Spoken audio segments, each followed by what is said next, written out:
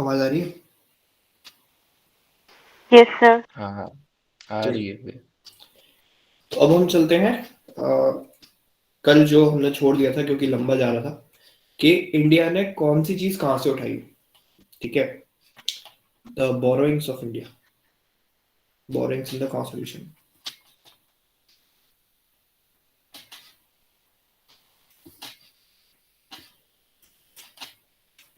ठीक है, पहली चीज, government of India act, government of India act of 1935, काफी मेजर रोल रहा। मैं तुम्हें याद करना भी सिखा दूंगा कि किससे क्या उठाया है, उसको कैसे याद रखोगे। ठीक है, पहले एक बार हम पूरी लिस्ट बना लेते हैं कि इंडिया ने कहाँ से क्या उठाया है, देन वी विल आया। ठीक है, तब हम इसको याद करेंगे कि कहाँ से क्या उठाया है बेसिकली। ठीक है, तो गवर्नमेंट ऑफ इंडिया एक्ट से हमने कुछ चीजें उठाई, मेरे साथ साथ लिखते जाओ। First one was federal scheme. Don't confuse this with the federal form of government. फिर ऑफिस ऑफ गवर्नर, किस किस को लगता है कि गवर्नर यूजलेस पोस्ट है? उसका रोल तो इम्पोर्टेंट होता है, लेकिन इंडिया के सिस्टम में यूजलेस रोल हो गया है उसका। पॉलिटिक्स में बना दिया उसको यूजलेस। प्रेसिडेंट और गवर्नर दोनों को। हम्म, ठीक है, तो ये चीज हो गई। पीएससी का तुम लोगों को पता है ना क्या है? मतलब पीएससी मतलब पब्लिक सर्विस कमीशन, जो तुम्हारे तुमने देखा हो सरकारी एग्जाम्स होता है। ठीक है, वो यूपीएससी का वो स्टेट लेवल वर्जन है पीएससी। उसके बाद हमने ब्रिटिश कॉन्स्टिट्यूशन से क्या उठाया है, ब्रिटिश पे चलते हैं। वहां से हमने उठाया था बाय कैमलरिज्म। ठीक है, ये क्या लिख रहा हूँ, basically parliamentary form of government.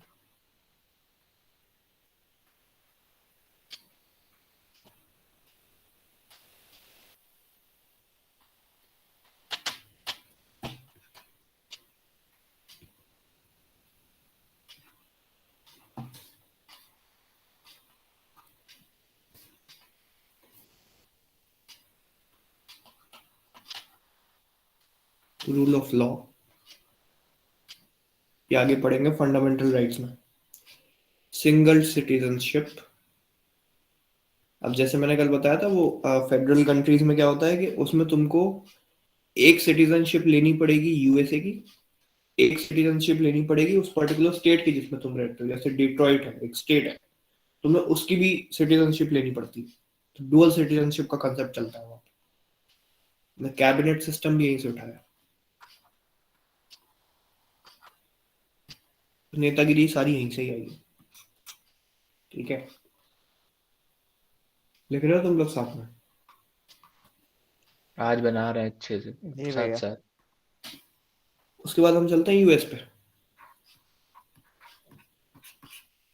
US से हमने क्या उठाया? हमने उठाई है वहां से black lives matter, fundamental rights.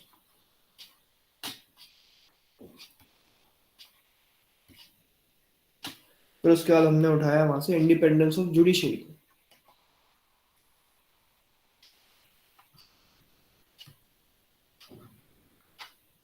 उसके बाद बारी आती है जुडिशियल रिव्यू। क्या कंसेप्ट है? काफी इंपॉर्टेंट कंसेप्ट है, इसके बारे में भी बात करेंगे आगे, because this is one of the salient features of the constitution. फिर उसके बाद हमने उठाया impeachment of the president.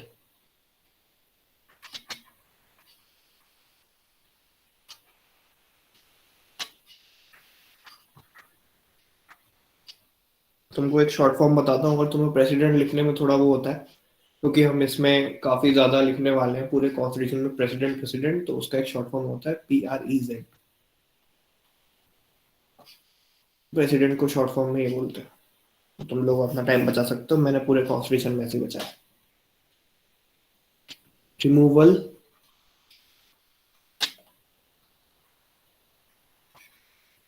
Of supreme court and high court जजेस।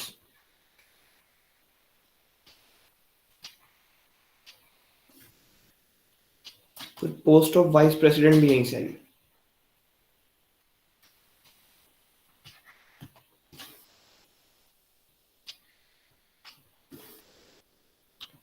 उसके बाद हम गए चौथी कंट्री पे, हम गए आयरलैंड के पास। आयरलैंड से हमने उठा ली यूजलेस चीजें, directive principles of state policy, nomination of people to Rajya Sabha,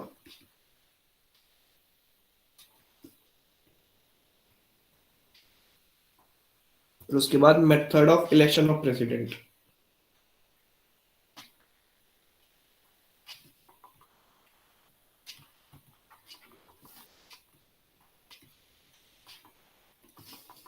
देख रहे हो तुम, एक यहाँ इम्पीचमेंट यहाँ से उठा रहे हैं, इलेक्शन यहाँ से उठा रहे हैं।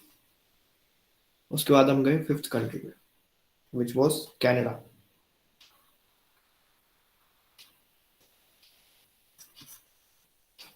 वहां से हमने उठाया फेडरलिज्म का concept, federal structure with strong centre.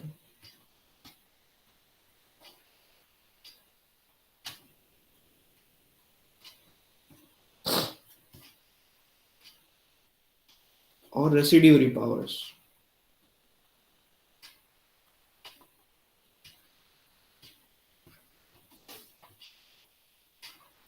फिर छठवीं कंट्री हमने उठाई world cup winners,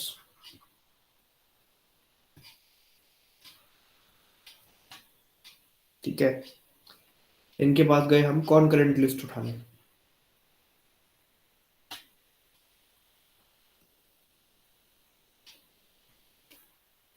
freedom of trade,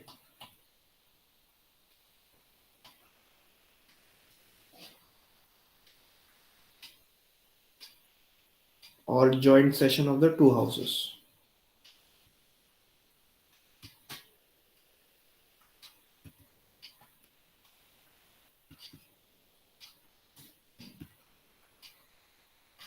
houses किसकी बात हो रही है? राज्यसभा लोकसभा। हम्म। उनका उनका जॉइंट सेशन कब रखोगे वो ऑस्ट्रेलिया से हमने सीखा है। और उसके बाद हम गए जर्मनी पे। देख रहे हो तुमने खुद का लिखा क्या है? हमसे बोलते हैं प्लेजरिज्म की रिपोर्ट दो, हमने प्रोजेक्ट ढंग से नहीं बनाया।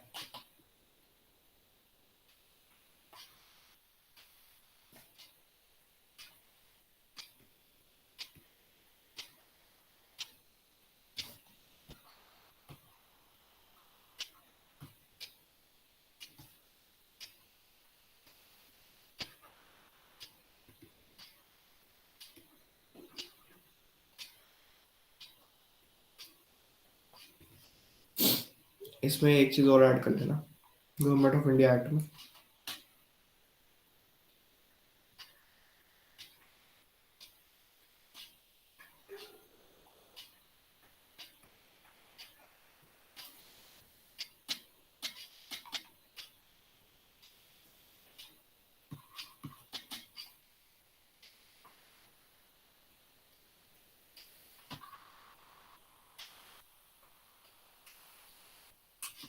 यूएसएसआर का फुल फॉर्म कौन बताएगा? Union state of Soviet Republic. ठीक है। किसका बताना भैया?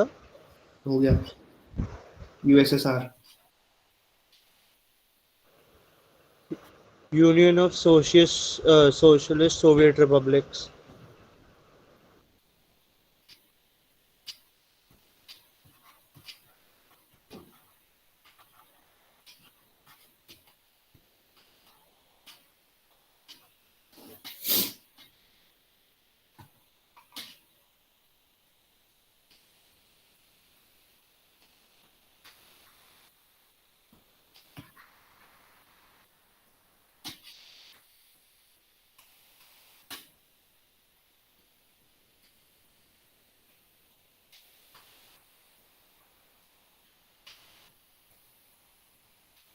ये तो तुमने फ्रेंच रेवोल्यूशन वाले चैप्टर में पढ़ लिया होगा 10th क्लास में।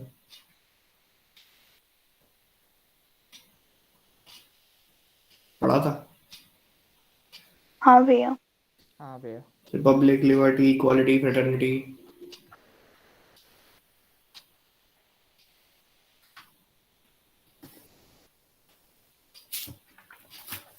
और कोई देश बचे हैं, नहीं बचे? यूनिवर्सल अडल्ट फ्रेंचाइजी कहाँ से है? बताते हैं, लिखने दो।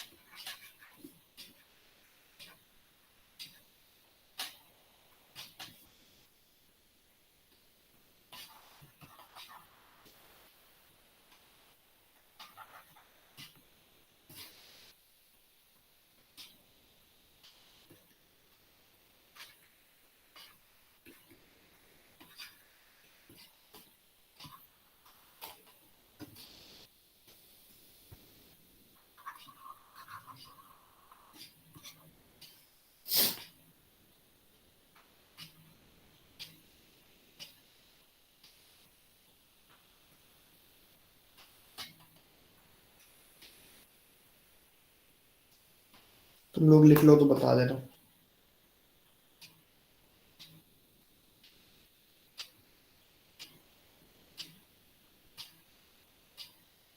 भैया आपने गवर्नमेंट ऑफ इंडिया एक्ट में क्या ऐड किया था लास्ट में?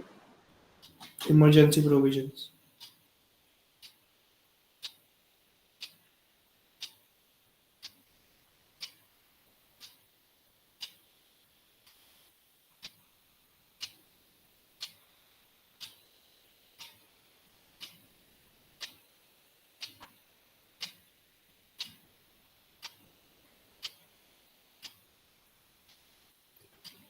भैया आई गेस उस टाइम पे यूनिवर्सल आइडल फ्रेंचाइज तो किसी और कंट्री में नहीं था।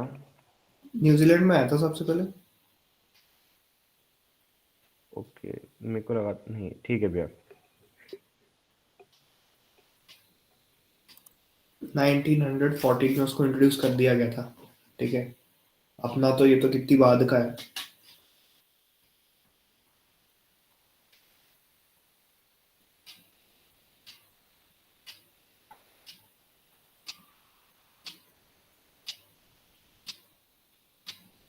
लिख लिया ये था सब आपने? याद करना पड़ेगा क्या?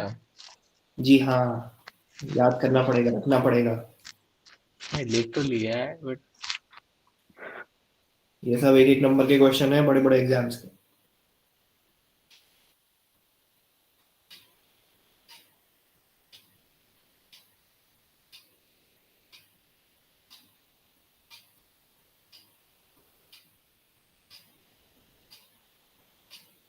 लिख लो तो बता देना।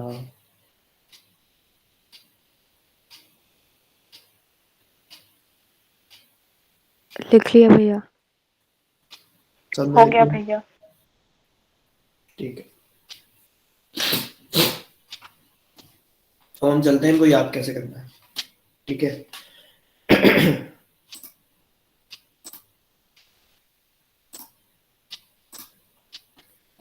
ठीक। तो गवर्नमेंट ऑफ इंडिया एक्ट ये था 1935 का। इसमें हमने देखा कि federal scheme I, office of governor आया, पब्लिक सर्विस कमीशन आया और इमरजेंसी प्रोविजन आया। ठीक है, अभी ये जो है ये इसमें तुम्हें सारे के सारे याद नहीं करने पड़ते, लेकिन मैंने जो आज तक पिछले 10 साल और 15 साल के क्वेश्चन पेपर्स एनालाइज करे हैं डिफरेंट लीगल एग्जाम्स के, उसमें क्या क्या क्वेश्चंस पूछे गए हैं, ज्यादातर इसमें से क्या क्या उठ के आता है और किस कंट्री का उठ के आता है वो बता देता हूँ। ठीक है, किस देश में से क्या इंपॉर्टेंट है। ठीक है, अब इसको याद कैसे करते हैं। गवर्नमेंट ऑफ इंडिया एक्ट में तुम्हें GOV कॉमन लग रहा है और ये लग रहा है कॉमन, ऑफिस ऑफ गवर्नर। ठीक है, अगर और इजी करूं तो मैं पब्लिक सर्विस कमीशन से तुम क्या करते हो, गवर्न करते हो एक पर्टिकुलर स्टेट को, सिटी को। आया ना? हाँ भैया। हाँ हाँ। भैया। हेंस ये आएगा गवर्नमेंट ऑफ इंडिया एक्ट से, क्योंकि उन्होंने बताया था कि इसको गवर्न कैसे करना है, किसी एक पर्टिकुलर स्टेट को, सिटी को। ठीक है, इसलिए ऑफिस ऑफ गवर्नर भी रखा था और इसीलिए पब्लिक सर्विस कमीशन के बारे में भी बात करी थी, क्योंकि इसमें सारा एडमिनिस्ट्रेटिव वाला काम रहता है। ऐसे तुम इसको याद रख सकते हो। फिर उसके बाद अगर हम जाते हैं ब्रिटिश पे, तो ब्रिटिशर्स की एडमिनिस्ट्रेशन में उन्होंने दो चीज अच्छी करी थी। तुम एक चीज बाय कैमरलिज्म तुम्हें याद रखना, पार्लियामेंट्री फॉर्म ऑफ गवर्नमेंट हमेशा ब्रिटिशर्स का अच्छा था। वो रूल करते थे इंडिया को, इसलिए रूल ऑफ लॉ, ठीक है। और ब्रिटिशर्स हमेशा सिंगल थे, कभी कमिटेड नहीं हुए, तो सिंगल सिटीजनशिप तुम लोग ऐसे इसको याद रख सकते हो, ठीक है। और उनके कैबिनेट हमने अपने सोने से भर दिए, तो इसीलिए कैबिनेट सिस्टम तुम्हें याद रह सकता है, याद रह जाएगा ऐसे। सारे अलग अलग चीजें मैंने बताई। ब्रिटिशर्स, ये अभी मैं क्लास वाइज पूछने वाला हूँ सबको, तुम्हें याद करके जाना है आज ही। ब्रिटिशर्स ने इंडिया को रूल करा, that is why rule of law. उनकी पार्लियामेंट सिस्टम बहुत अच्छा था, इसलिए पार्लियामेंट्री फॉर्म ऑफ गवर्नमेंट। वो कभी रिलेशनशिप में नहीं रहे, तो इसलिए सिंगल सिटीजनशिप। फिर उनके कैबिनेट, वो वाले कैबिनेट की बात कर रहा हूँ, कबर्ड वाले, वो हमने सोने से भर दी, तो that's why the cabinet system, ठीक है। और हम चलते हैं यूएस पे। तो ब्लैक लाइव्स मैटर कहाँ चलता है? यूएस में। यूएस में। यूएस। तो फंडामेंटल राइट्स ऑब्वियसली कहाँ आएंगी? यूएस में, ठीक है। जहाँ राइट्स की ज्यादा बात हो, समझ जाओ यूएस की बात होगी, ठीक है। यूएस की judiciary is one of the best judiciaries of the world, that's why we have brought two provisions from there, it's independence of the judiciary. तुमने यूट्यूब पे काफी वीडियो देखे होंगे, अगर नहीं देखे तो देखना। जुडिशरी की, यूएस की जुडिशरी काफी शानदार जुडिशरी उनकी, कोर्ट्स भी काफी बढ़िया है, जजेस को भी काफी पावर है। Hence judicial review and independence of judiciary, दो बड़े फीचर्स हमने वहां से उठाए। कुछ भी जुडिशरी से रिलेटेड दिखे, इट इज फ्रॉम यूएस, ठीक है।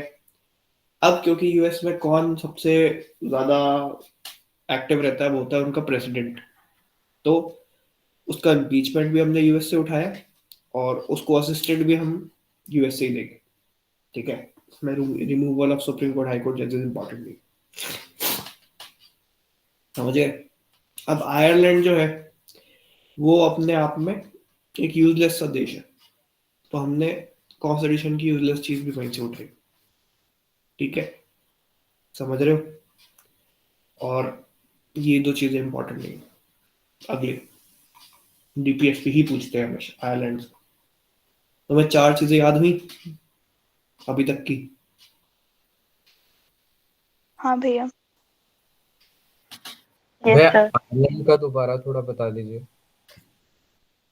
आयरलैंड को इंग्लैंड ने एक यूजलेस देश बना रखा है शुरू से, ठीक है।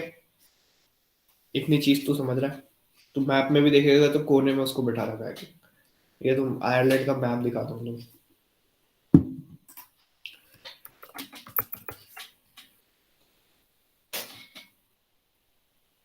ये यूनाइटेड किंगडम है, ये छोटा सा आयरलैंड है यहाँ पर। इनकी पूरी चलती है उस ग्रेट ब्रिटेन में, ब्रिटेन की अगर मैं बात करूँ, ब्रिटिश में इनकी बिल्कुल नहीं चलती, ठीक है। तो बेसिकली आयरलैंड को ब्रिटिश ने यूजलेस बना रखा है। तो इंडियन कॉन्स्टिट्यूशन का यूजलेस पार्ट क्या है? डीपीएसपी। कोई नहीं सुनता उस, केवल एक वो ऐसी कहने की बात है, ठीक है।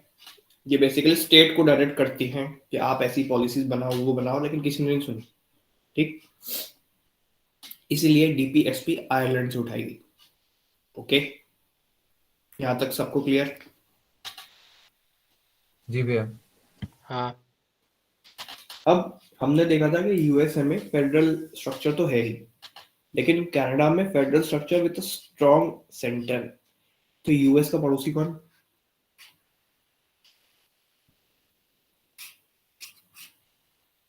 यूएस का पड़ोसी कौन? कनाडा। कनाडा। तो फेडरल स्ट्रक्चर तो हम कनाडा से उठाएंगे, लेकिन कनाडा में कौन रहते हैं ज्यादातर इंडिया से? पंजाबी। वो कौन होते हैं? हिंदू ही होते हैं, सिक्स। स्ट्रॉन्ग होते हैं ना भाई थोड़े। ओहो, स्ट्रॉन्ग भी होते हैं। हाँ भाई, कहीं से भी स्ट्रॉन्ग हो, लेकिन स्ट्रॉन्ग। तो federal structure with strong centre हमने यहाँ से कर लिया।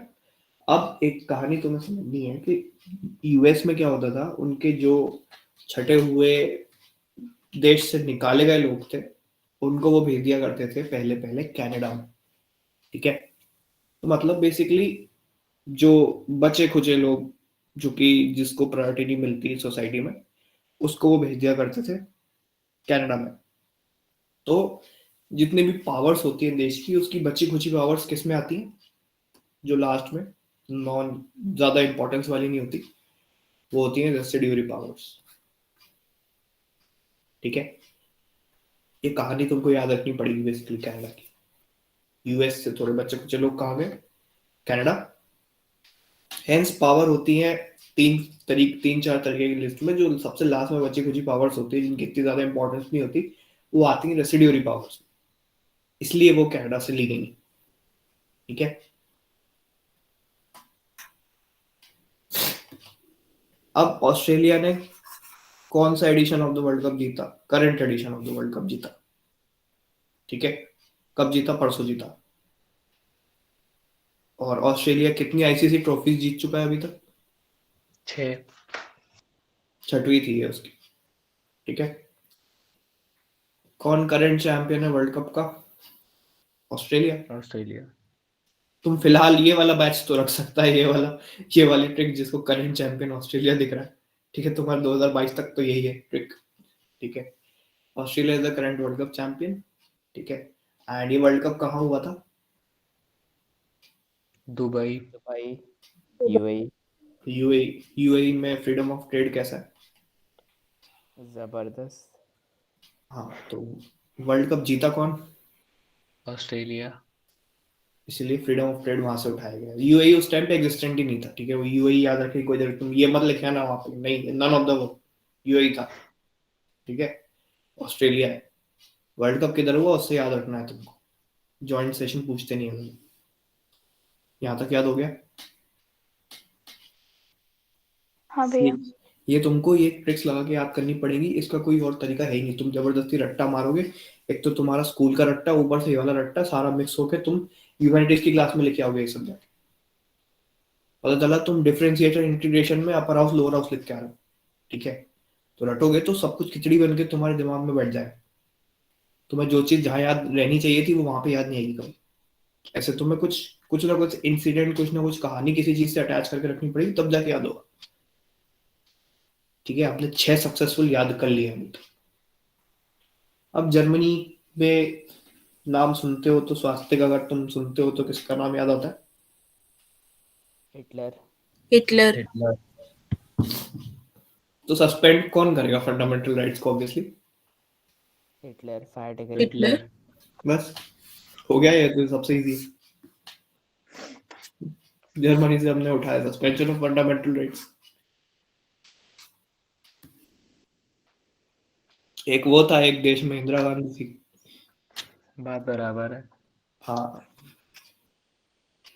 यूएसएसआर में तुमको एक चीज तुमने पढ़ी होगी, Russia follow the socialist system, पढ़ा है। सोशलिस्ट इकोनॉमी उनकी, कुछ भी प्राइवेट नहीं है उनके यहाँ, सब कुछ हाँ सरकारी। पढ़ा भी है। सोशल सिस्टम ऑब्वियसली कहाँ से आएगा, वहां से।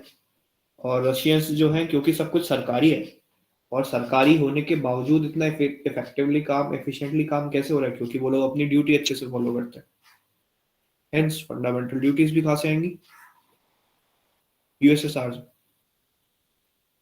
ठीक है। आगे समझ में, जल्दी हाँ जल्दी भैया। बोलते जाओ आगे हाँ और। जी। फ्रेंच पे चलते हैं, हमारे पास फ्रांस है, फ्रांस बचा हुआ। तो ये तो तुम्हारा काफी सिंपल है, जो तुमने ऑलरेडी पढ़ा है, ठीक है। रिपब्लिक प्रियम्बल ले लेते हैं एक तरह से। क्या, प्रियम्बल में जो अमेंडमेंट हुआ था वही सारे शब्द में से कुछ है ये। वही सब है सब कुछ, ठीक है। फ्रांस का काफी इजी है, क्योंकि हमने ऑलरेडी पढ़ रखा है 10th क्लास में, 10th ढंग से दिए तो तुम्हें ये चारों वर्ड याद होगा, ठीक है। साउथ अफ्रीका में procedure of the amendment of the constitution, amendment को तुम कैसे याद रखोगे, नेल्सन मंडेला से। भाई साहब ने पूरे देश का इतिहास बदल दिया। कॉन्स्टिट्यूशन जो वहां के यूएस के लोग चला रहे थे, ब्रिटिशर्स चला रहे थे, कुछ भी चल रहा था, इसको पूरा का पूरा अमेंड करवा दिया उसने, और अपनी तरीके से देश चलाया। तो ये कहाँ कौन करवा सकता है, केवल मंडेला, मंडेला जी। ठीक। अब प्रोसीजर ऑफ लॉस, कौन सा लॉ कैसे होगा, किसका क्या प्रोसीजर है। तुमने देखा है जापानीज लोग जो होते हैं काफी मोटिवेटेड रहते हैं उनके काम में, हर चीज प्रोसीजर के थ्रू फॉलो करते हैं, नीचे बैठ के खाते हैं, एंड वेस्टर्न टॉयलेट्स भी यूज नहीं करते वो तो, एंड काफी ज्यादा डेडिकेटेड मोटिवेटेड लाइफ होती है उनकी, हर चीज का उनका एक, हाँ क्या, पेट्रोटिक। हाँ पेट्रियोटिक भी होते हैं, तो हर चीज का उनका एक प्रोसीजर है basically. Hence procedure of laws हमने कहाँ से बोरो किए, जापानीज से। आगे समझ में, ए टू जेड। भैया एक हाँ डाउट है। भैया। बताओ। भैया ये प्रोसीजर ऑफ लॉज ये प्रोसीजरल लॉ तो नहीं है जो सीआरपीसी टाइप होता है? वो अलग है। ठीक है भैया। प्रोसीजर लॉज हम कॉन्स्टिट्यूशन में क्यों अप्लाई करें, उसके लिए तो उसके पहले से कोड्स एस्टैब्लिश्ड है। आईपीसी तो 1860 से है, और आईपीसी का ही पूरा ढंग से डिफाइंड वर्जन है सीआरपीसी, तो ये 1947 तक क्यों रुकेगा आदमी इसके लिए। ठीक है, क्या हम सबको ठीक है यहाँ तक याद हो गया है? जी भैया। Sort of. करवाए भैया थे। एक डाउट था। हम्म। मैं ये इसको याद करने का एक इजी प्रोसीजर ढूंढ रहा था ऑनलाइन, तो पता चला कि कनाडा का और एक दिया हुआ है यहाँ पे हम्म। कुछ एडवाइजरी जुरिस्डिक्शन। हम्म। वो तो हम लोग डिस्कस नहीं किए, जरूरी है? वो ज्यादा इंपॉर्टेंट नहीं है, कहीं किसी एग्जाम में नहीं आया। ठीक है भैया। एडवाइजरी जुरिस्डिक्शन इंडिया में तो ज्यादा अप्लाई होता भी नहीं है। ये वो नेग्लेक्टेड चीजें हैं जो तुम्हें कहीं कोई पूछने नहीं वाला। ठीक है, इसमें क्योंकि हमने, मैं तो ये काफी छोटी छोटी चीजें लिखवाई है तुमको, इसमें इन्होंने बहुत सारी चीजें बोरो करी है। ये ऑर्डर ऑफ इम्पोर्टेंस में लिखवा है, जो चीज सबसे पहले लिखी है वो सबसे ज्यादा इंपॉर्टेंट है। ठीक है, ये है, इन्होंने बोरो तो बहुत चीजें करी है, इन्होंने कॉन्स्टिट्यूशन ऐसे बना दिया। ठीक है, अब आगे चले। हाँ भैया, जी भैया। चले भैया। सबसे 250 ग्राम ले करके अपना बनाया है। 250 भी नहीं लिया भाई, आधा आधा किलो उठा। ऑल्सो एक चीज नोट करनी है, हम अगर हमने यहाँ पर दो जगह इमरजेंसी प्रोविजंस पढ़ लिए हैं, तो इमरजेंसी कितने टाइप की होती है? 3 टाइप की होती है भैया। कौन सी कौन सी? Financial, national, state, state. Financial.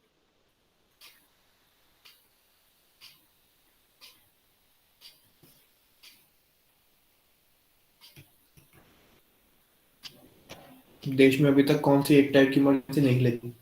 Financial. Financial नहीं लगी। फाइनेंशियल नहीं लगी भैया। क्या तुम्हें लगता है लगेगी? लग सकती है Not भी। ताई any जी time संभाल for लेंगे। निर्मला संभाली? फॉरेन रिजर्व ज्यादा है अभी तो।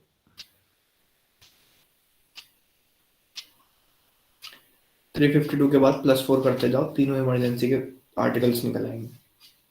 तुम्हें केवल ये याद रखना है कि नेशनल इमरजेंसी चालू होती है 352 से। ठीक है, इसको पढ़ेंगे और डिटेल में। नेशनल इमरजेंसी सबसे पहले किसने लगाई थी? इंदिरा गांधी ने इंदिरा गांधी। इंदिरा गांधी जी ने। 1978 में।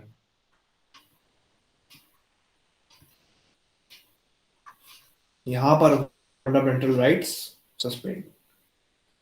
नेशनल इमरजेंसी के टाइम पे सारी की सारी फंडामेंटल राइट सस्पेंड हो जाती है एक्सेप्ट वन।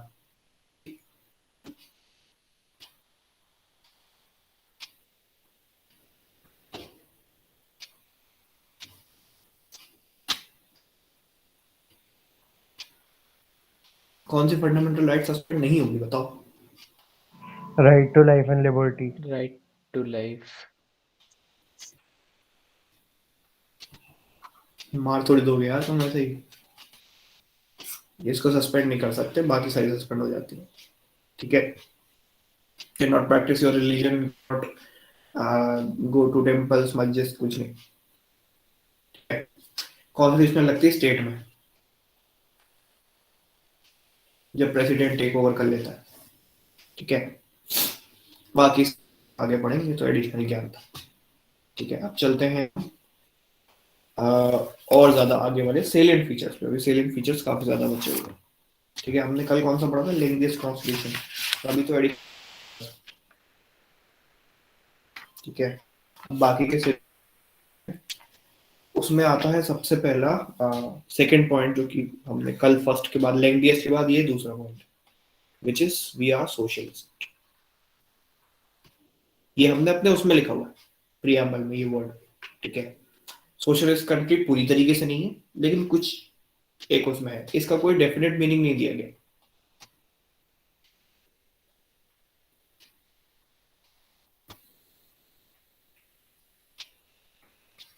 कोई कॉन्स्टिट्यूशन में ये वर्ड का कुछ ढंग से डिफाइन करा नहीं है इसको।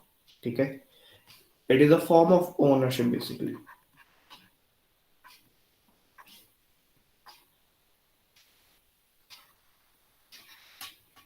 ठीक है, जो कि इसमें क्या है, इसमें बेसिकली क्या होता है, प्रोडक्शन, डिस्ट्रीब्यूशन,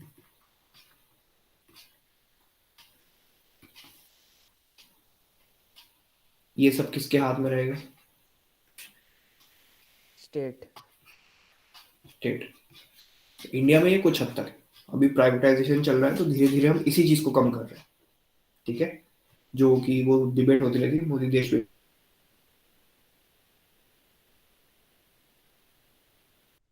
बात हो रही कि आप हमारे कॉन्स्टिट्यूशन के प्रियम्बल दिया हुआ है उसी की बेस को आप हटा रहे हो। ठीक है, धीरे धीरे करके, अभी जब तक वो पूरी तरीके से नहीं खत्म हो रहा तब तक हम ज्यादा कुछ नहीं कर सकते। धीरे धीरे फॉर्मेट स्टेशन पीपीपी मॉडल पे भोपाल में। ठीक है, कॉन्ट्रीब्यूशंस टू दिस सोशल चीज के सोशलिस्ट नहीं बच रहे अब देश, काफी ज्यादा तक कम हो रहा है। This word was inserted in the constitution, पहले नहीं था, वाया द 42nd अमेंडमेंट।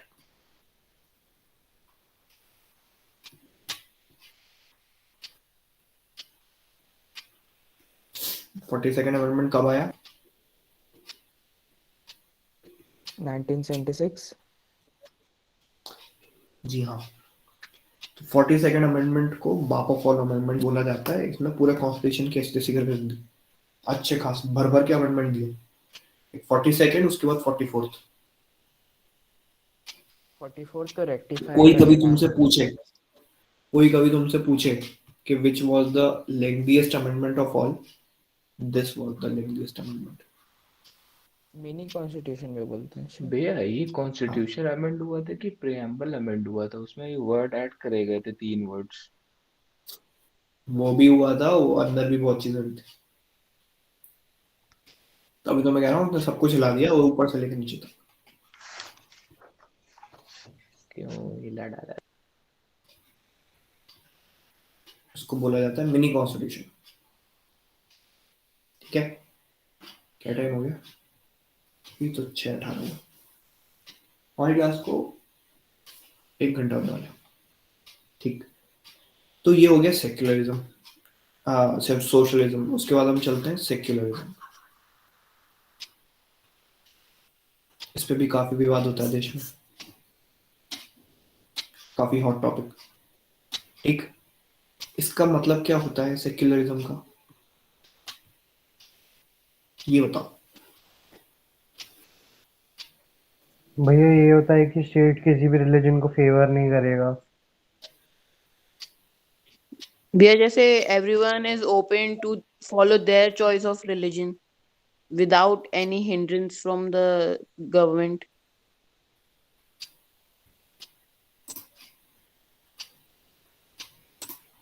अच्छा, और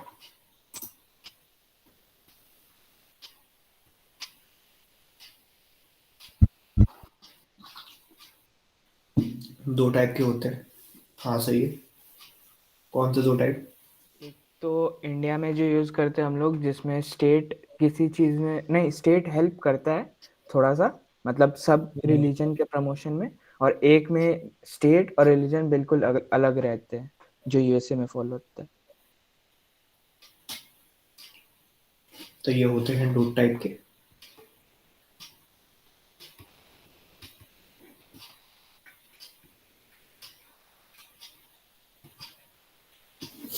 इंडिया फॉलोज पॉजिटिव सेक्युलरिज्म, ठीक है।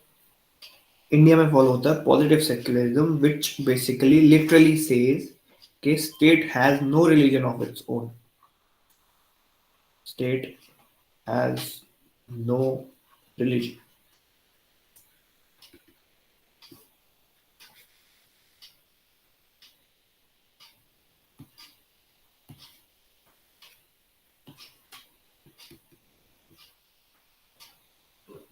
ठीक है, as compare to Nepal and UAE, क्या वो सेक्युलर है?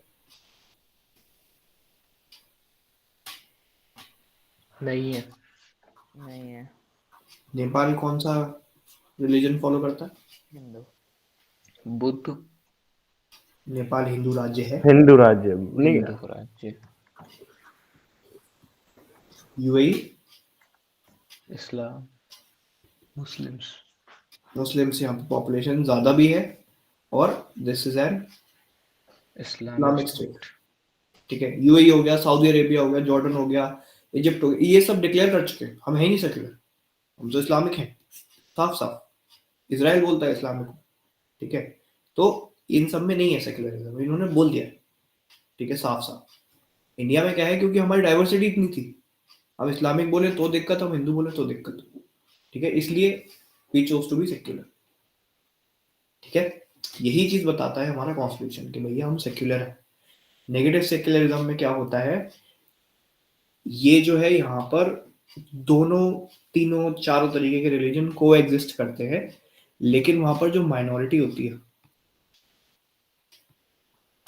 माइनॉरिटी जो है उसको स्ट्रगल करना पड़ता है थोड़ा सा अपनी राइट्स के लिए, और उनके कॉन्स्टिट्यूशन बोलते हैं आपको कुछ चाहिए आप प्रोटेस्ट करो, साफ साफ लिख देते हैं नेगेटिव सेक्युलरिज्म, ठीक है।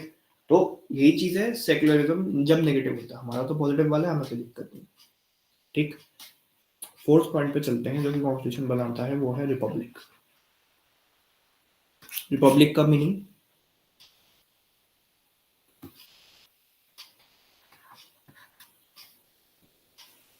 बताओ। The leader is elected by the people.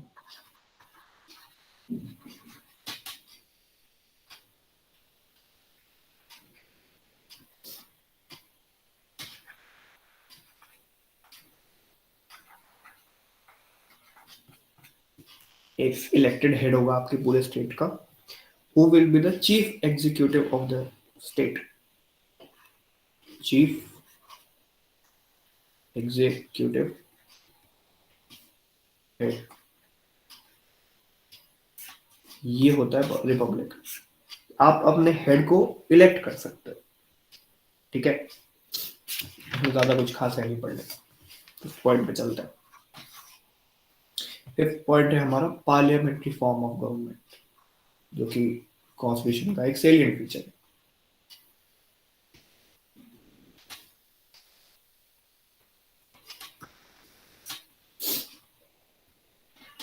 ये हमने कहाँ से लिया था? We are British. ब्रिटिश। ठीक है, तो ब्रिटिश कॉन्स्टिट्यूशन से हमने लिया, ये ब्रिटिश मॉडल है पूरा कि पार्लियामेंट्री फॉर्म ऑफ गवर्नमेंट। उसके बाद इसमें क्या होता है, president is the constitution head of the state, whereas the real executive powers lies with the prime minister. Prime minister. तो तुमने एक देखा होगा, दो टर्म्स चलती हैं, de facto head and D jure head, सुना है? जी भैया। हाँ भैया। तो डी ज्योर हेड कौन है? ये है अपना प्रेसिडेंट, और de facto prime minister. D jure मतलब बाय लॉ, डी फैक्टो मतलब रियल, याद रहेगा। Parliamentary form of government also promotes responsible government.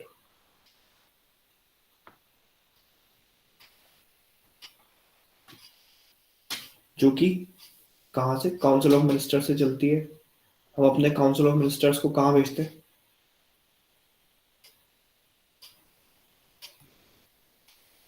Lok Sabha which is people's house.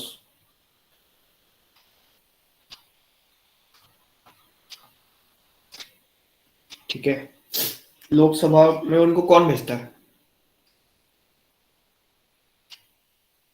भैया पब्लिक इलेक्ट करके। पीपल भेजते हैं ना, पीपल्स हाउस तो हमें तो भेजेंगे, और हम इलेक्ट करके भेजते हैं तो उसको क्या बोलते हैं?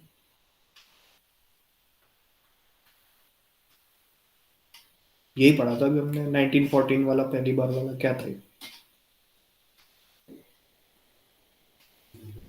Right to vote, universal adult franchise.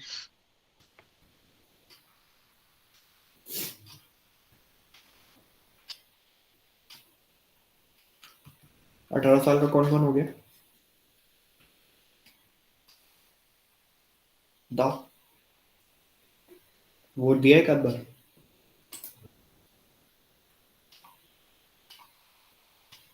दिया तुम लोगों ने वोट? नहीं भैया। हफ्ता पहले तो 18 साल की हुई हूँ। नहीं भैया। अच्छा, ताजे ताजे 18 के होते हैं, इलेक्शन नहीं आई। ठीक है, कोई सिस्टम बात। की वजह से नहीं दे पा रहे हैं वोट भैया। हाँ, मेरा मेरा वोटिंग सेंटर 30 किलोमीटर दूर था मेरे घर से, वो तो शौक में वोट देने गए पहली बार।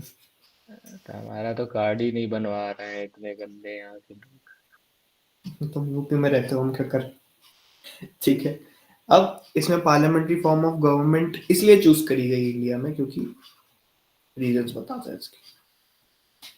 पहली बात तो क्योंकि जब ब्रिटिशर्स थे तो that was already existent.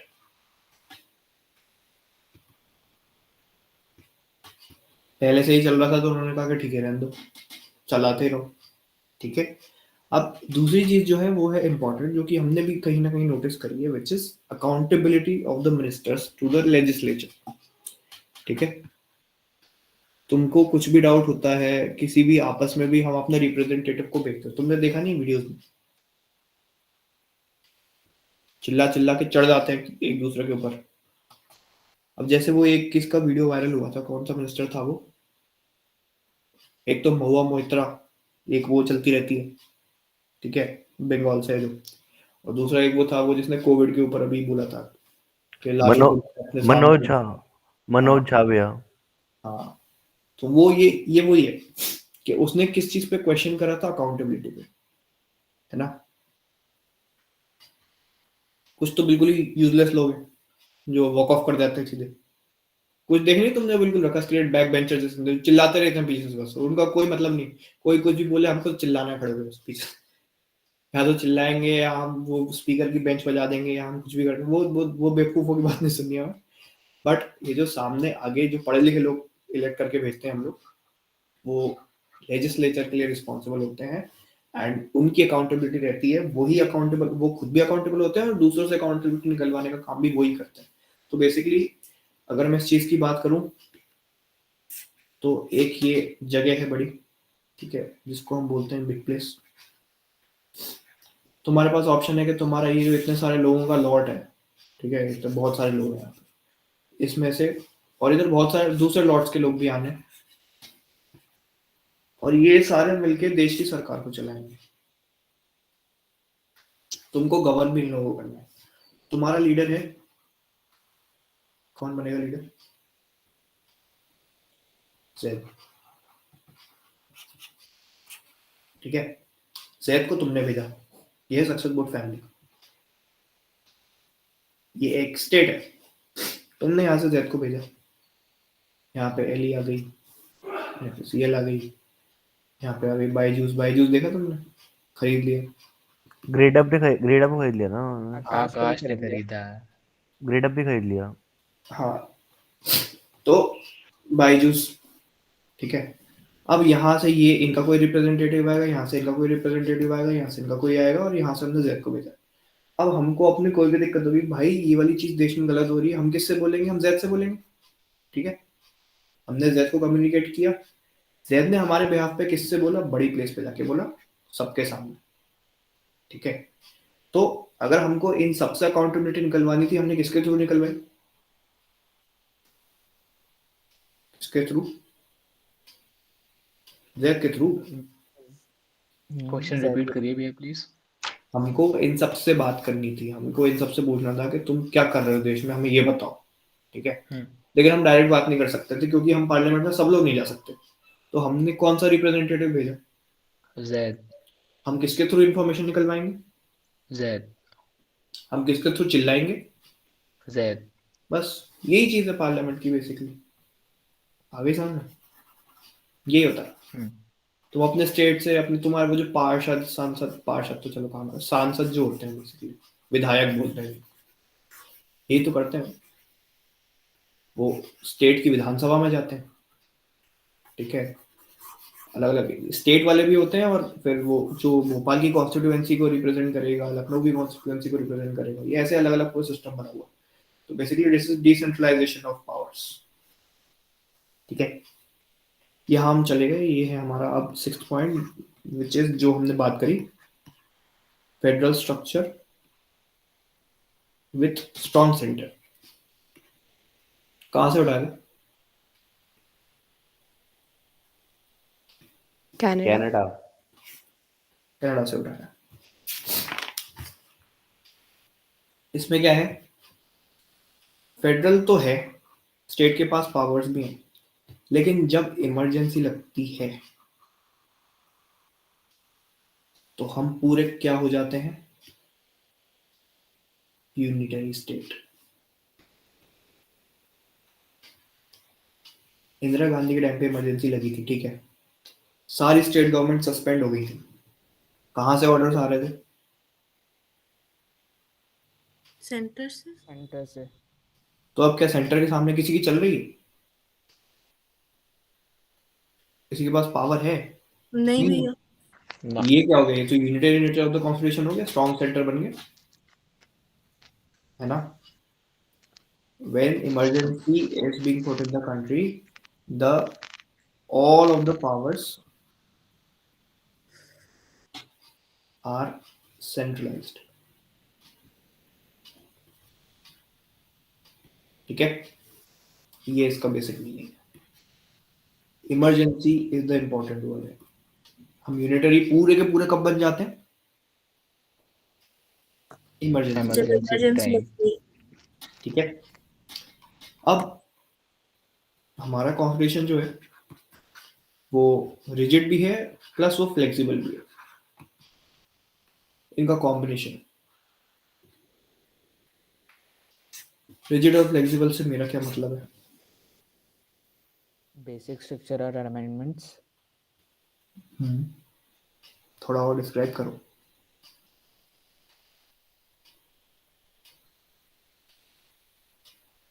Constitution के जो बेसिक स्ट्रक्चर्स थे, जो कि बेसिकली ऑब्जेक्टिव रेजोल्यूशन में जो कि मेंशन था, वो कि जो चेंज नहीं हो सकता डायरेक्टली, मतलब स्पेशल मेजॉरिटी चाहिए उसको चेंज करने के लिए अमेंडमेंट्स में। और अमेंडमेंट करते हैं क्योंकि टाइम के साथ हम लोग का जो एस्पायरेशंस ऑफ द सोसाइटी होता है वो चेंज होता जाता है, उसके हिसाब से हम लोग का लॉज ऑफ द लैंड भी चेंज होना चाहिए, तो फ्लेक्सिबल भी है। कुछ अलग ही भाषा में तुम ले गए इस बात को। तो रिजिड का मतलब ये होता है कि you need special permissions and amendment to change the constitution, एंड वो मेथड काफी टीडियस होता है, काफी लंबा होता है, ठीक है। आपको स्पेशल मेथड ऑफ अमेंडमेंट चाहिए, मेथड की बात हो रही है यहाँ पे। स्पेशल तरीके होते हैं अमेंडमेंट के, जो कि बहुत जगह है भी। हम अगर अमेंडमेंट पढ़ेंगे 365 में दिया है, 368, तो वहां पे अमेंडमेंट दिए हो, जब हम उसको देखेंगे तो उसमें इतने तरीके के अमेंडमेंट्स हैं कि ये वाला करने के लिए इतनी 2/3 ऑफ दिस पर्टिकुलर ऑफ इसकी ऐसी मेजोरिटी चाहिए। तो ये क्या हो गया, ये बहुत खतरनाक तरीका हो गया अमेंडमेंट करने का। तो काफी ज्यादा स्पेशल मेजोरिटी वाला सिस्टम अगर तुमको पता हो, ठीक है, तो स्पेशल अमेंडमेंट होती है। कुछ चीजों में क्या होता है, फ्लेक्सिबल मतलब simple method, that is simple majority. और इजीली बोलना चाहूं तो बेसिकली ऑर्डिनरी लेजिस्लेशन पास करके अमेंडमेंट करी जा सकती है।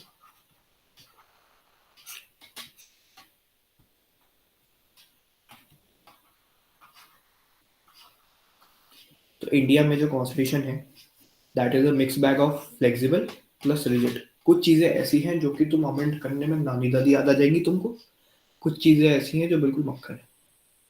ठीक है, तुम्हें रिजिड और फ्लेक्सिबल का दिमाग में दो चीजें हिंदी वर्ड याद होनी चाहिए, नानी दादी एंड मक्खन। नानी दादी क्या है स्पेशल अमेंडमेंट्स, और मक्खन क्या है? Simple amendment, ordinary legislation. ठीक है, ये समझ में आया? जी भैया। हाँ, उसके बाद हम आते हैं फंडामेंटल राइट्स पे। ये फीचर है, एज अ फीचर बात हो रही है, अभी फंडामेंटल राइट्स नहीं पढ़ेंगे। फंडामेंटल राइट्स हमारा सेलियंट फीचर है। तो fundamental rights are basically prohibitions against the state.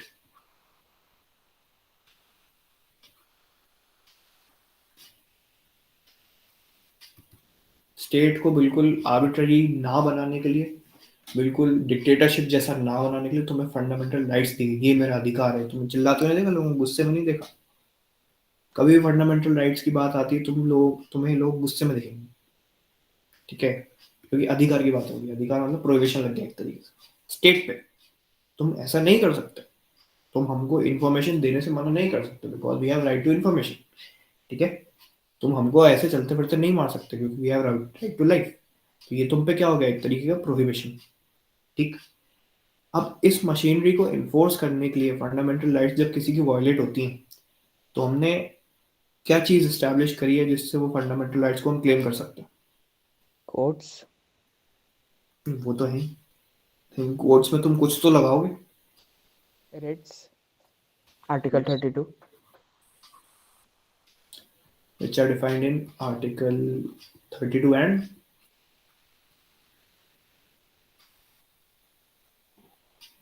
यही है 226 है ना? नहीं पढ़ा गया, एक बार पढ़ लो। इससे तुम जाते हो हाई हाई कोर्ट। कोर्ट, इससे तुम जाते हो सुप्रीम कोर्ट। याद कैसे रखोगे? छोटा नंबर बड़ा कोर्ट, बड़ा नंबर छोटा कोर्ट। ठीक है, याद रह जाएगा। जी भैया। अब हम आते हैं यूजलेस चीज पे, डीपीएसपीस। डीपीएसपीस क्या है? Directive principles of state policy, which basically is aims and objectives। आदर्श सरकार हमारी ऐसी होनी चाहिए। ठीक है, फिर सरकार को ऐसा करना चाहिए जो कि basically set out for the good governance of the country.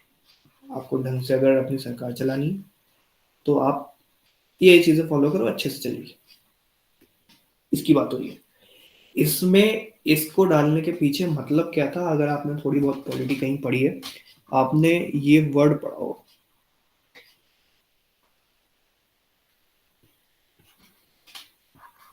पढ़ा है?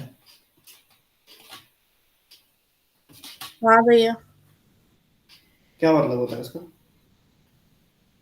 मतलब भैया लोगों के लिए सरकार। बेसिकली आप अपने कंट्री के लोगों को सिक्योर फील कराओ, उनको इकोनॉमिक सेफ्टी भी हो। तुमको आज अगर तुम 10,000 रुपए शेयर मार्केट में डालते हो, तुम्हें ऐसा लगता है कि बिल्कुल ग्रेट डिप्रेशन जैसा कुछ आ जाएगा, कल के कल सब कुछ सत्यानाश हो जाएगा? कभी ऐसा लगता है कि तुम्हें थोड़ा बहुत सरकार पे भरोसा है कि सेबी आ जाएगी, बीच में कुछ हो जाएगा? भरोसा है सभी पे। ठीक है, तो ये सारी चीजें हैं, सेबी का एस्टैब्लिशमेंट करना, किसी चीज पे कुछ करना। तुमने भी देश में कभी कुछ ऐसी चीज देखी कि बिल्कुल एकदम से धराशायी होगी सरकारों को छोड़? कांग्रेस। हाँ, सरकारों को छोड़ के, वही तो बोला मैंने। एकदम से कोई चीज धराशायी होती देखी सरकारी चीज में? रेलवे एकदम से बंद हो गया, कल ही बंद हो गया, नहीं हुआ ना? This is the idea of welfare state, कि लोगों को लगना चाहिए सिक्योर, इकोनॉमिकल हो, रिलीजियस हो। कोई बिल्कुल मंदिर शटडाउन होते हुए देखा है? मस्जिद गिरती देखी होंगी मंदिर शटडाउन होते हुए देखा है? बिल्कुल नहीं।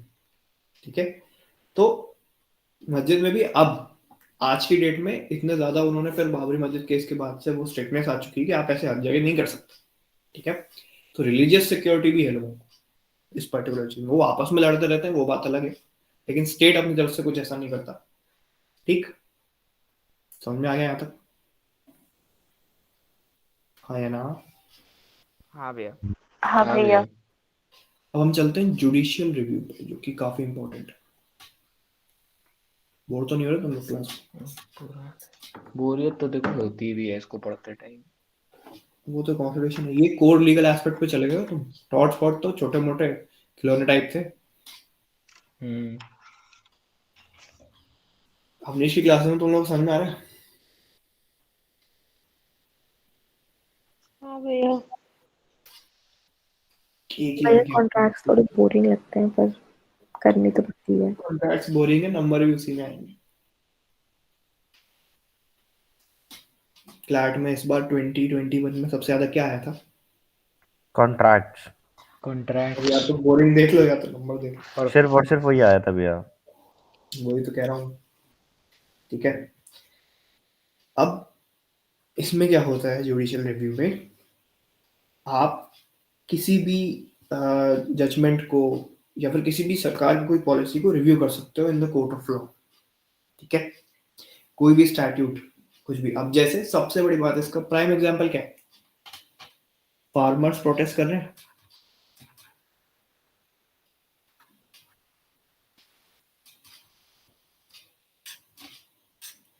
जो लोग दिल्ली से होंगे उनको पता होगा कि हरियाणा बॉर्डर पे बैठे हुए हैं सारे 1 साल से। मैं गया था अभी तो मैंने पूरे देखे थे लाइन से। हमने तो ऑलमोस्ट परमानेंट कंक्रीट के घर ही बना दी सड़क पे। तो ये फार्मर्स बैठे हुए हैं कहाँ पर? सोनीपत के आसपास, सोनीपत बॉर्डर। 3 बॉर्डर्स हैं भैया, मतलब तीनों तरफ। सोनीपत पे सबसे ज्यादा बैठे हैं, बाकी यूपी पे भी बैठे हैं। यूपी वाले पे नहीं बैठे शायद, यूपी वाले पे काम है अपने, लेकिन सिंगू बॉर्डर। भैया 2 हाँ बॉर्डर लगते हैं भैया, हरियाणा से ना 2 बॉर्डर्स हैं उस पे। हाँ, तो और दोनों एक जो, यूपी। एक तो सोनीपत वाली पे तो मैंने देखे थे, दूसरी वाली पे भी डेफिनेटली होंगे। हम्म। तो दिल्ली की जो 3-4 बॉर्डर्स हैं, सब जगह बैठे हैं। ये क्यों बैठे हैं? ये केवल प्रोटेस्ट इसलिए नहीं कर रहे, ये लीगली भी उसको चैलेंज कर सकते हैं, क्योंकि एक जो फार्मर्स प्रोटेक्शन बिल था, ठीक है, जो भी बिल आया था XYZ बिल, उसको इन्होंने कहां पर चैलेंज किया है? सुप्रीम कोर्ट में। अब तुम किसी सरकार की चीज को, जो कि था एक स्टैट्यूट, इसको तुम कोर्ट में लेके जाके चैलेंज कर सकते हो, और वो कोर्ट उसको या तो सही बोलेगा या तो गलत बोलेगा, दो चीजें हो सकती हैं। ये कोर्ट के ऊपर है, ये हमारा मैटर ऑफ कंसर्न है ही नहीं। लेकिन तुम ये जो प्रोसेस है ना, ये पूरा, कि सरकार की चीजों को अगर आर्बिट्रेरी निकलती हैं और तुम्हें ऐसा लगता है कि आर्बिट्रेरी है और उस पर कुछ ऐसा गलत वो है, जैसे एक चीज तो ये हो गई, उसके बाद एक और था, याद है कि भूल गए? याद है। NRC था दूसरा शायद। ठीक है, ये चीज भी याद होगी। इसमें भी यही हुआ था ना? कहाँ पे था वो? कहाँ पे हो रहे थे वो? असम अकॉर्ड। शाहीन जामिया के बाग। सामने होता था शायद। शाहीन बाग। शाहीन बाग, हाँ।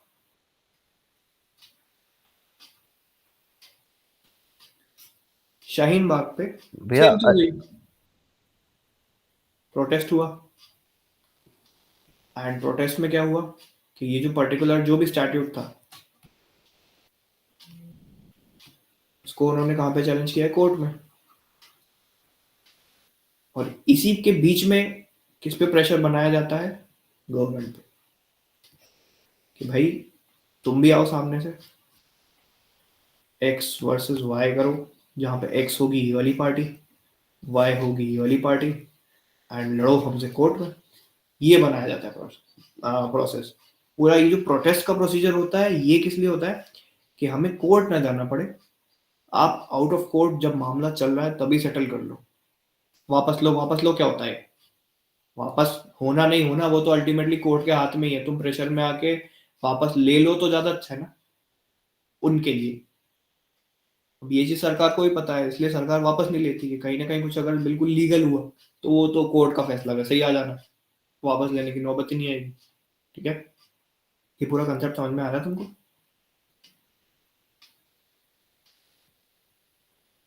एक बार ही और बता दीजिए भैया ये जुडिशियल रिव्यू। तुमको अभी तक क्या समझ में आया ये बताओ जुडिशियल रिव्यू में? जुडिशली भी ये हुआ कि अगर कोई बिल या कुछ कोई एक्ट पास होता है तो उसको प्रोटेस्ट करते हैं तो कोर्ट ले जाकर के करेंगे तो वो बनेगा। जुडिशली भी अगर बीच में कर लेंगे तो वो गवर्नमेंट और प्रोटेस्टर्स का नेगोशिएशन हो गया। अंग्रेजी में समझाऊं अगर मैं अच्छे से, तो it is the power of courts to pronounce upon the constitutionality of a legislation. ठीक है, कोई भी लेजिस्लेशन बनता है। एक और एग्जांपल से समझो, और लोगों को भी डाउट है क्या? सो रहे यार तुम लोग आधे। भैया ये सिर्फ लेजिस्लेशन पे है ना, मतलब? हाँ ठीक है। ठीक है, बाकी लोगों को डाउट है? एग्जाम्पल से समझाऊं कि मैं इसको बाद में समझाऊं क्लास के? समझा दो भैया, समझा दीजिए भैया। ठीक है, तो हम चलते हैं अब इस पे। हमने मान लो ये है मोदी जी, इन्होंने निकाला एक XYZ कानून, और ये है सक्सेस बोट वाले, इन्होंने बोला कि ऑनलाइन क्लासेस बंद।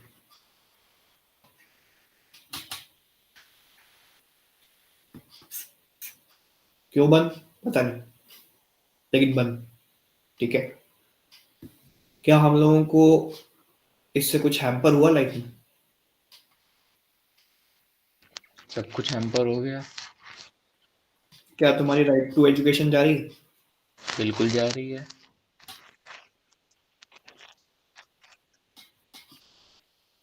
क्या तुम्हें इससे अपनी डेली लाइफ में स्ट्रगल फेस करना पड़ा? हाँ, करना पड़ा। तुम इसमें घुसा दोगे राइट टू लाइफ? ठीक है, बहुत कुछ घुसाया जा सकता है। ठीक है, जब भी कोई चीज, कोई भी लेजिस्लेशन आती है सरकार की तरफ से, और वो अपनी किसी भी कॉन्स्टिट्यूशनल प्रोविजन के साथ अगर टकराती है, ठीक है, तो उसको हम कोर्ट में लेके जा सकते हैं। ठीक है, लेके जाते ही हैं सब लोग। ठीक, तो हमने क्या करा कि भैया पहले तो हम बोलेंगे मोदी जी वापस लो। वापस क्या? हम बोलेंगे वापस लो, वो बोलते हैं नहीं लेंगे। फिर हम बोलेंगे वापस लो, बोलेंगे नहीं लेंगे। फिर हम बोलेंगे चलो कोर्ट में, तो भाई ये भी कोर्ट में आ गए, हम भी कोर्ट में आ गए। अब तो है लॉ स्टूडेंट सारे के सारे, हम तो जाएंगे। तुम्हारा पता नहीं, हम तो हैं। ठीक है, तो हम अभी एस्पिरेंट हो, हम तो स्टूडेंट है प्रॉपर। ठीक है, तो अपन चले गए कोर्ट। हम चलते हैं पहले हाई कोर्ट। हाई कोर्ट कौन से प्रोविजन के अंडर जाएंगे? We are article 226. 30। अरे क्या 20-30 क्या डिसाइड कर ले? तो अभी तो समझाया था छोटा और बड़ा। छोटा कोर्ट, बड़ा आर्टिकल। ठीक है, तो मैंने उल्टे लिख दिए शायद। हाँ, छोटा कोर्ट होता है, बड़ा आर्टिकल होता है, छोटा आर्टिकल होता है, बड़ा कोर्ट होता है। ये याद रखो, उल्टा चलता है इसमें। ठीक ठीक, 270। ठीक है, 226 में जाते हैं हम हाई कोर्ट। हम गए हाई कोर्ट, हमने बोला कि भैया ये जो चीजें हैं इससे हमारी ये चीजें, हम क्योंकि अपना लीगल पॉइंट ऑफ व्यू रखेंगे कोर्ट में, हम यहाँ पे इमोशनल गेम नहीं खेल सकते कि भैया हम पढ़ नहीं पा रहे हैं, हमारा क्लैट नहीं निकल पाएगा, मम्मी पापा रो देंगे, ये ऐसा कुछ नहीं होगा वहाँ, ये चलता है। ठीक है, तो हम अपना लीगल पॉइंट ऑफ व्यू रखा। इन्होंने बोला कि हमने इस रीजन से इसको बंद करा। ठीक है, उनके रीजन होंगे, हम उन रीजन को फिर काउंटर करेंगे कि आपके रीजन फालतू हैं। ठीक है, अब इसी के बीच ये मुद्दा, एक दिन की बात तो होती नहीं, आज गए कल छुट्टी। जब ये बीच में मुद्दा चल रहा होता है तो सारे सक्सेस बोर्ड के बच्चे मिलके क्या करेंगे? प्रोटेस्ट। इससे क्या बनेगा? मान लो सक्सेस बोर्ड एक प्रॉपर, इसका हेडक्वार्टर है न्यू दिल्ली में, सारे बच्चे ने न्यू दिल्ली के। हम लोग ने कहाँ प्रोटेस्ट कर दिया? कहाँ करेंगे हम? सरजू नगर, सीपी में। जंतर मंतर। जंतर मंतर। हमने प्रोटेस्ट कर दिया, यहाँ पे पुलिस फोर्स भी आ गई, यहाँ सब हो गया। ये किस चीज के लिए प्रेशर बनाया जा रहा है? कि भैया आउटसाइड कोर्ट सेटलमेंट करके इसको वापस ले लो ताकि हम अपने काम पे लगे। ठीक है, सही बात है। जो आउटसाइड कोर्ट सेटलमेंट के लिए किया जाता है दैट इज ओनली प्रोटेस्ट। और अगर प्रोटेस्ट ज्यादा एग्रीवेट नहीं हो रहा है, तुमको ऐसा लग रहा है कि ये तो काम चलाओ प्रोटेस्ट चल रहा है, तो वो फैक्टर ये है कि वो लोग बिल्कुल सही हैं। ठीक है, अगर मैं बिल्कुल लीगली सही हूं तो मैं जबरदस्ती का प्रोटेस्ट नहीं करूंगा, क्योंकि मुझे पता है आगे जाके मैं केस जीतने वाला हूँ। ठीक है, फार्मर्स वाले एस्पेक्ट में, एनसीएए वाले एस्पेक्ट में प्रोटेस्ट इतना ज्यादा इसलिए एग्रीवेट हुआ है क्योंकि कुछ कुछ पॉइंट्स में वो लोग लीगली बिल्कुल गलत है। उनको पता है कि कोर्ट का जब डिसीजन आएगा तो हम हार जाएंगे, इसलिए इन पे पहले प्रेशर बना के वापस दिलवा लो। ये हुआ था मामला। ठीक है, जब तुम लीगली हर एस्पेक्ट में सही होगे तो तुम इतना जबरदस्ती का प्रेशर नहीं बनाओगे कि आउटसाइड कोर्ट ले लो। कोर्ट में लेके गए हो तो तुम तो जीतोगे ही, जबरदस्ती का प्रेशर बनाने की जरूरत क्या है? बात समझ में आ रही? जी भैया। हाँ भैया ठीक है। हाँ भैया। लीगल एस्पेक्ट तुम्हारा स्ट्रांग है अगर, तुम तो वैसे ही जीतने वाले हो यार यहाँ पे, आज नहीं तो कल, नहीं तो 2 साल बाद। तुम्हें ये इन सब की जबरदस्ती जरूरत क्या है? ठीक है, वो इसलिए होता है, पहली बात तो प्रेशर बनाया जाए, दूसरी बात तो कोर्ट में टाइम लगेगा। तुम्हारे क्लाइंट के साल ही जाते जा रहे हैं यहाँ पे, प्रोटेस्ट करने बैठे 2 साल से, तो डबल ड्रॉप हो गया हमारा तो। ठीक है, टाइम भी ज्यादा लगेगा, प्रेशर बनाओगे क्या पता कल परसों में हो जाए वापस।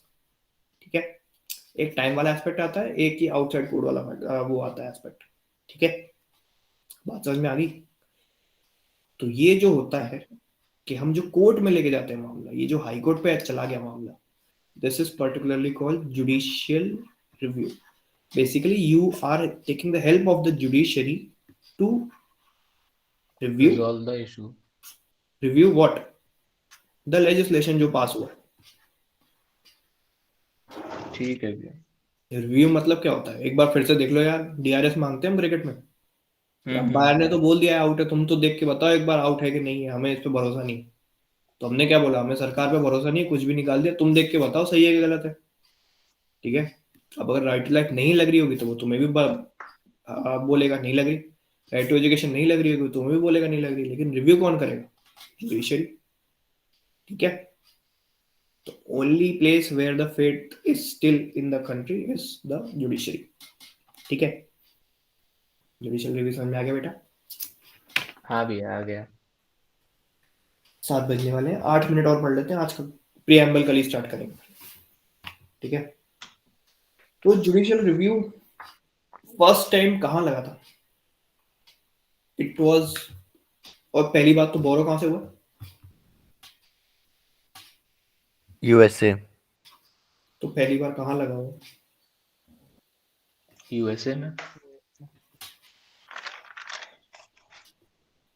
फर्स्ट टाइम यूएसए में लगा था। ठीक है, जुडिशियल रिव्यू, ये एक केस बहुत इंपॉर्टेंट है जिसमें ये लगा था।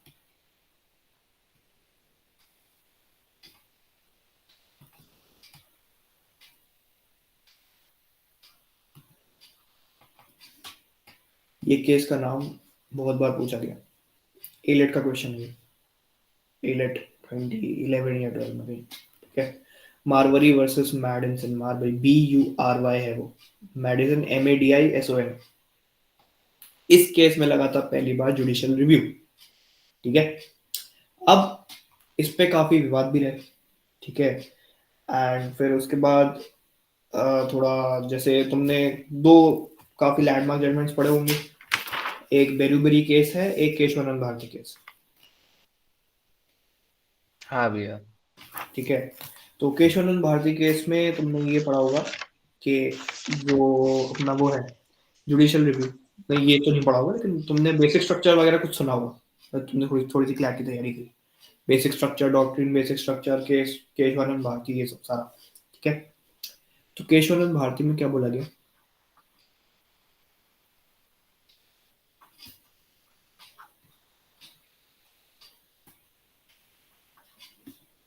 कितने जज बैठे थे वैसे इसमें? 13 हाईएस्ट अभी तक के।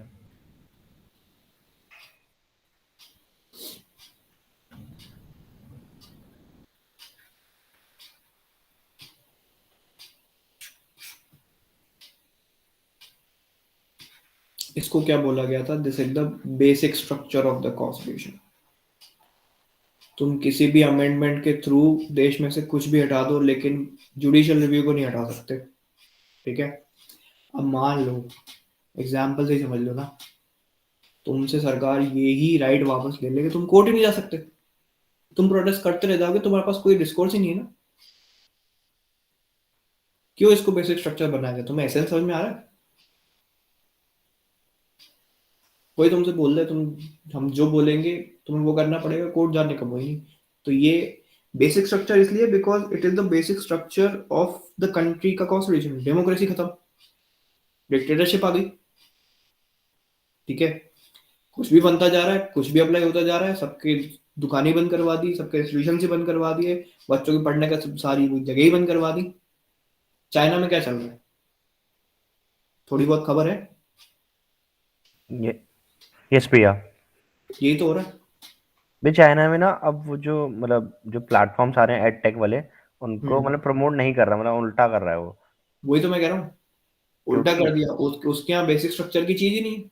हम्म कहा है का बेसिक स्ट्रक्चर, कुछ नहीं है वहाँ। यहाँ पार्टी कौन- मीटिंग में डिसाइड करते हैं वो कॉन्स्टिट्यूशन को। वही तो ये चीज अगर तुम्हारे देश में लग जाए, तुम्हारी तो ऐसी तैसी हो जाए। ये तो मैंने एक छोटा सा एग्जांपल लिया, तुम तो सोचो तुम्हारी लाइफ को कितना हेल बन सकता है अगर तुम्हारे पास कोर्ट के पास जाने का ऑप्शन ही ना हो। सरकार कुछ भी बना रही, कुछ भी निकाल रही, कल को तुम्हारा घर उठा के तुम्हें बाहर फेंक दिया। तालिबान की तरह एक तरह से देखा जाए तो। हाँ, ये सारी चीजें हैं, ये सारा इनको आप, ये जो है, यू कैन नॉट डिस्ट्रॉय और डैमेज। ऑल्सो अगर कहीं कुछ अमेंडमेंट होता है, दैट शैल बी अंडर, जो भी चीजें जैसी दी गई हैं 368 में उसी तरीके से होगा और मन से कुछ नहीं होगा।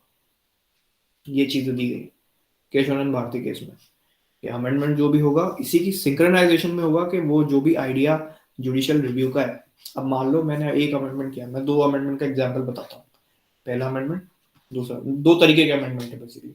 एक में मैंने बोला कि now you can file the complaints online and online judicial review from your home.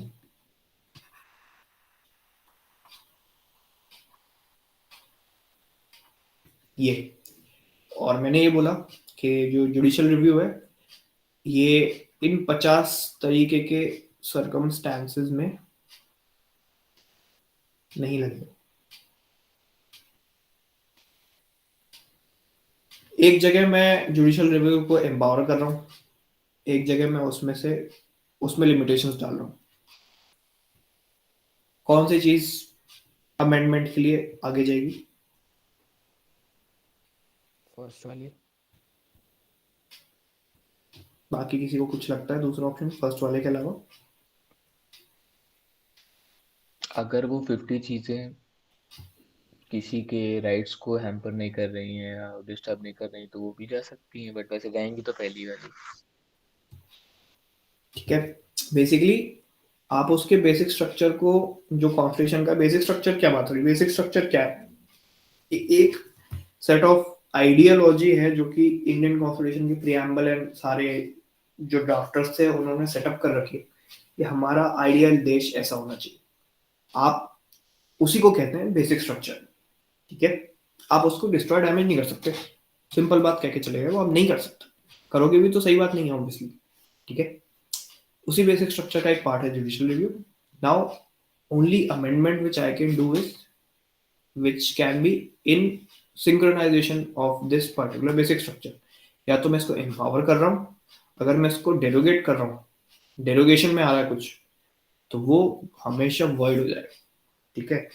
Basic structure में से अगर ये 50 चीजें मैंने हटा दी कि भैया ऑनलाइन ये हट जाएगा, तो मैं एम्पावर थोड़ी कर रहा हूँ। ये चीज कभी भी अमेंडमेंट में पास नहीं होगी और ये चीज हमेशा अमेंडमेंट में पास होगी, क्योंकि I am empowering the basic structure, I am making the life of people easy, जो कि घर बैठे बैठे ऑनलाइन भी आप जुडिशियल रिव्यू कर सकते हैं, ठीक है। समझ में आ गया? हाँ भैया। अब जब सरकार की कोई पॉलिसीज बनती है, लेजिस्लेशन की बात तो हमने करी, ठीक है। पॉलिसीज जब बनती हैं, पॉलिसीज में जुडिशियल रिव्यू केवल 3 सर्कमस्टांसेस में लग सकता है। कब? First, when the policy is arbitrary, Second, when the policy is unfair. And third, when the policy is violative of any fundamental rights.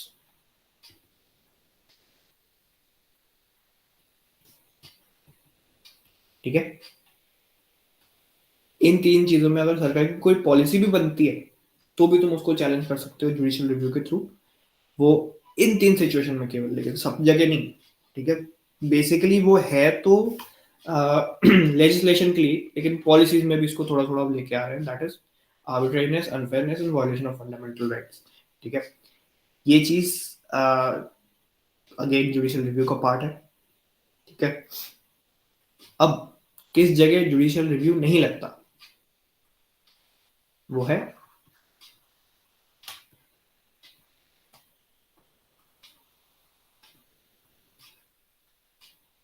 Statutory tribunals में जुडिशियल रिव्यू नहीं लगता है।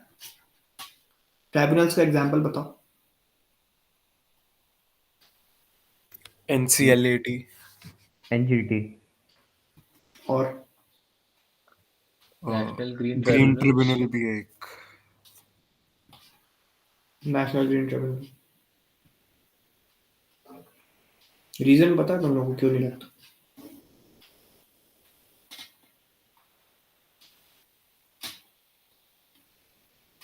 कॉमन सेंस है यार।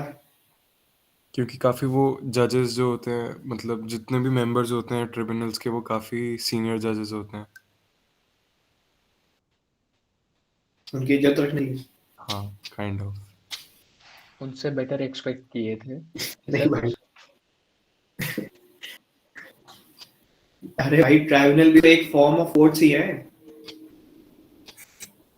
एनसीएलटी क्या है? कंपनी लॉ का court है। ग्रीन ट्रिब्यूनल क्या है? एनवायरमेंटल लॉ का कोर्ट है। कोर्ट पे थोड़ी रिव्यू लगाओगे तुम, समझ रहे हो बात को? अच्छा भैया, कोर्ट का अगर कोई डिसीजन आता है तो उसको रिव्यू करा सकते हैं कि नहीं? कोई भी कोर्ट हो, high court, supreme court, tribunal court. वो तो अलग है। तुम तो सुप्रीम कोर्ट तक के डिसीजन को रिव्यू पे डाल सकते हो, रिव्यू पिटीशन बोलते हैं। हाई कोर्ट का आएगा, अच्छा तुम उसको रिव्यू कराओ, एक बार नहीं सेटिस्फाई हो तो सुप्रीम कोर्ट चले जाओ। ठीक है, वो तो प्रोसीजर है ही। कोर्ट से ऑब्वियसली ठीक। लोग सेटिस्फाई होते नहीं। कोर्ट स्टेट के डेफिनेशन में नहीं आता है ना, मतलब स्टेट के स्टेट क्योंकि अलग है। आर्टिकल डिफाइन है। अच्छा, आप ठीक है, स्टेट के डिसीजन को करा रहे हो, वो जुडिशियल रिव्यू हो गया। अगर कोर्ट के कराओगे तो वो जाएगा पिटिशन एंड ऑल तक जाएगा। वो जुडिशियल रिव्यू है। और वो है वो रिव्यू पिटीशन। जुडिशियल रिव्यू है, जुडिशियल। ठीक है, कोर्ट में तो प्रॉपर प्रैक्टिस रिव्यू करवानी, वो तो कोई ऐसा कॉन्स्टिट्यूशन में देने की जरूरत नहीं। इसीलिए ठीक है, ट्रिब्यूनल्स का नहीं हो सकता रिव्यू, मतलब डिसीजन। हाँ, अब जैसे कंपनी लॉ में कुछ होता है। ठीक है,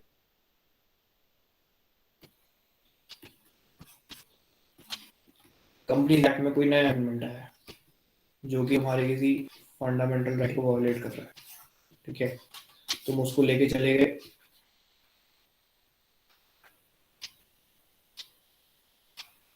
ये तो हाईएस्ट अथॉरिटी हो गई।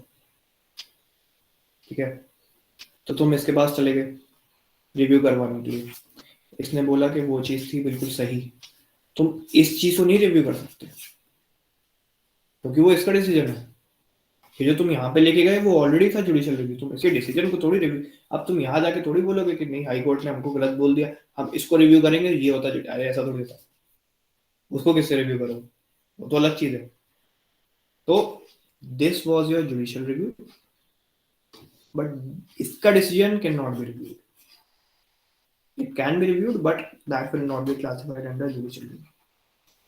ठीक है, समझ गए बात को? हाँ भैया, समझ गए। ठीक है। आज की क्लास यहीं खत्म करी जाए।